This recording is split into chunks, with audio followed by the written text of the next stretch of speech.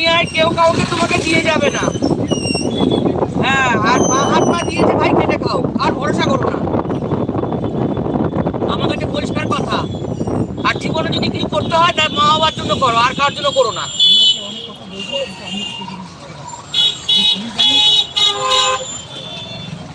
কেন মা বাবা ছাড়া দুনিয়া কেউ নেই।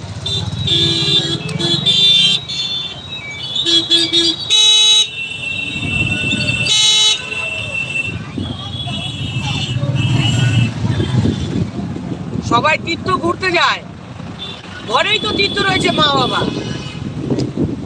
যখন নাকি ওই যে কার্তিক আর গণেশকে বলেছিল নারদমণি বিশ্ব ঘুরে আসো, কার্তিক তো চলে গেছিল, গণেশ কেন মা পার্বতী আর শিবের পিছনে ঘুরলো? কেন বিশ্ব তো মা বাবার উপরে সবকিছু রয়েছে।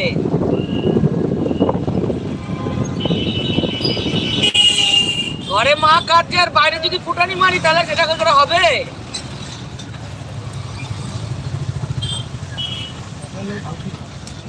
বোঝে সবাই, কিন্তু এখন নিজেরটা